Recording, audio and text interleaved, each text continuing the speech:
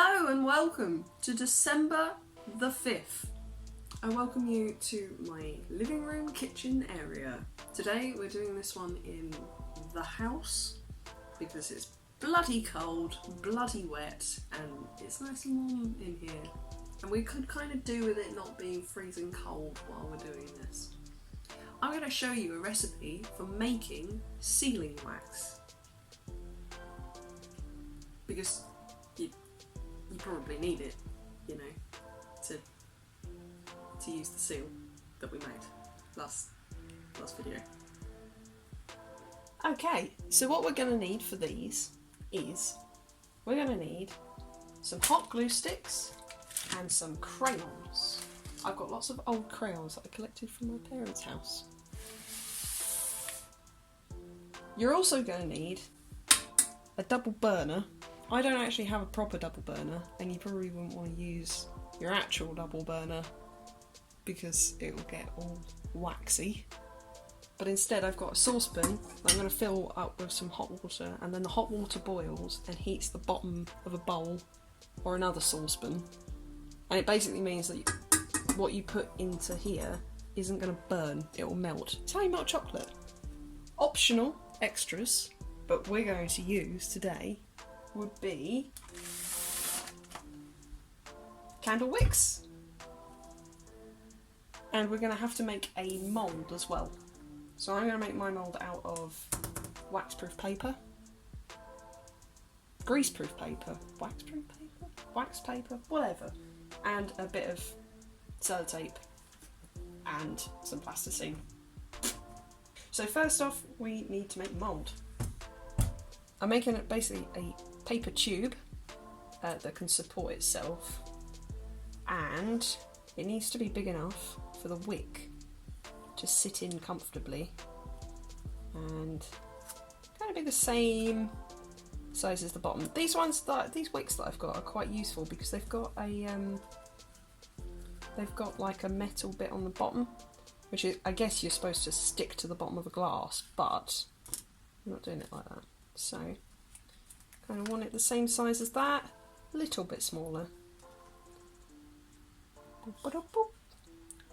Just like that. I said like that, not like that. I'm going to use some sellotape just to keep it all in check.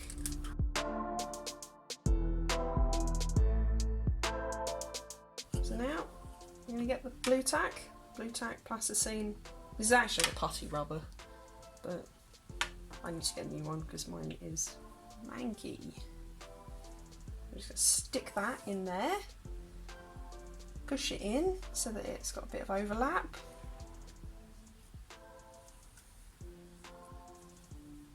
Up, down.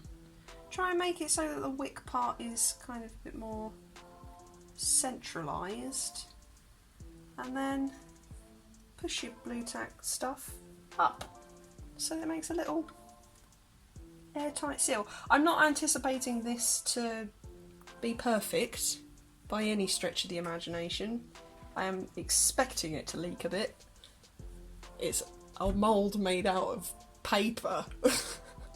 I think expecting it to be perfect is a little bit of a stretch, but you could use a silicone mould to do this. You can use an ice cube tray, make them out of ice cubes. You can basically make anything you want. I just wanted it to be a stick so it was a bit easier for people to use. To be completely honest with you, you don't even need to use a mould. You can just use the wax straight away. Okie dokie. So Matt has done us the favour of picking a colour. We've got pink. So basically, I'm using all the little odds and sods and crappy little leftovers of crayons because I wanted to use them up.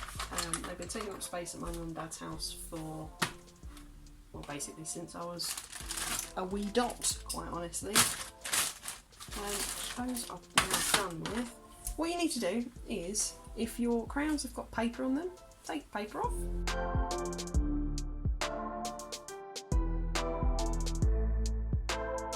You also want to get a glue stick. Now we need to cut the glue stick up and make the crayons into smaller chunks so that they melt more evenly. Clearly that is going to be too much. So you need a roughly half and half ratio for this.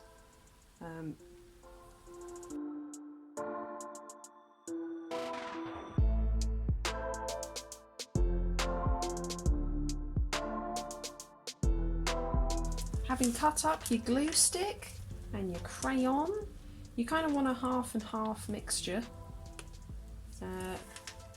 So there we go. I'm going to make more than one, I guess.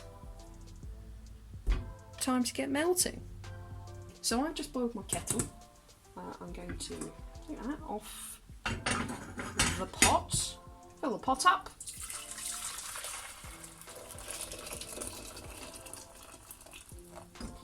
And we're off. The idea with these double burning things is you don't want the water to touch the bottom of this. You want the steam basically to heat the bottom of the bowl.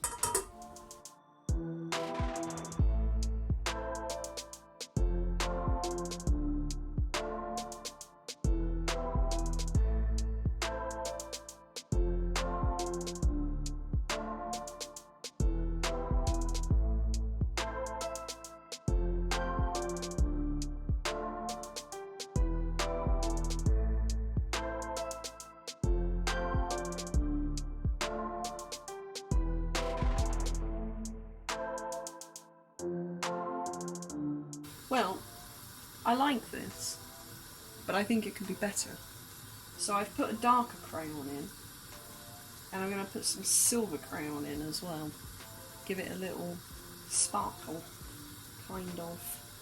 It might, I'm worried that it's going to make it a horrible grey colour though.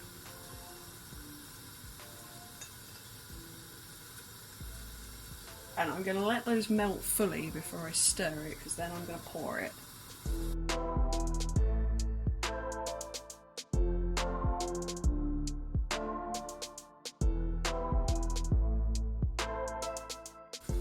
Now it's time to pour.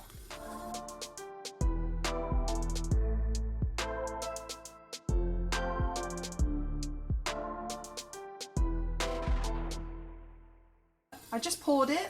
That took up much more of that concoction than I was expecting, to be completely honest with you. I thought we'd have enough for two. We did not. We had enough for just a bit more than one.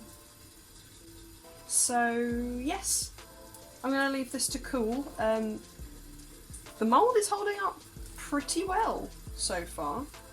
It's listing a little bit, but you know, no leaks, actually.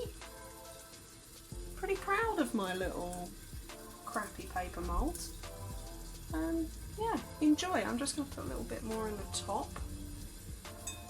So it has drawn to my attention that this might be quite an ugly little wax melt. So with the very last dregs of this, I'm going to show you something else you can do. You don't actually need to have the wick in to melt the candle, so I'm going to mould some into these little spoons so that they can be placed over a flame and you can melt the wax that way as well.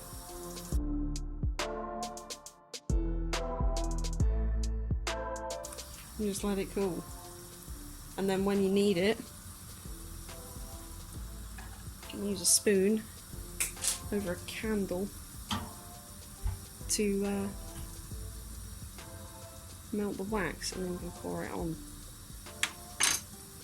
Just gonna let those cool while I clean the bowl out. Yeah. So the idea with these, get your spoon, and then you can toast it over a candle, melt it, pour it on, splat your stamp onto it. Enjoy! Okay, so the moment of truth. I'm a little bit worried that this has not quite... It feels like it's a bit knobblier than I had hoped. But let's just open it up and see. Oh, that's actually worked surprisingly well. There we go.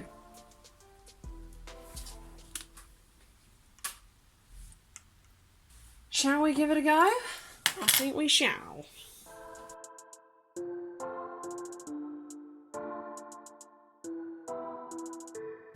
There you have it. Sorry, that one's it's got a bit wonky. A bit odd.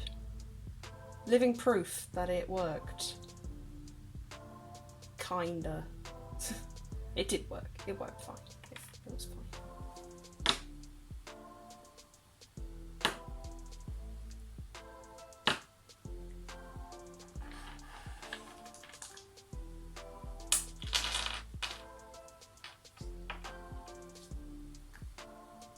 This has been day 5. I've been making these little wax melts.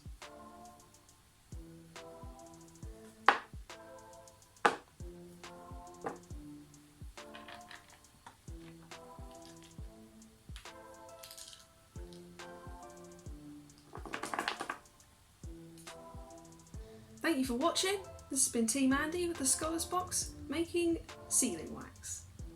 Hope you enjoyed it. See you tomorrow. Bye.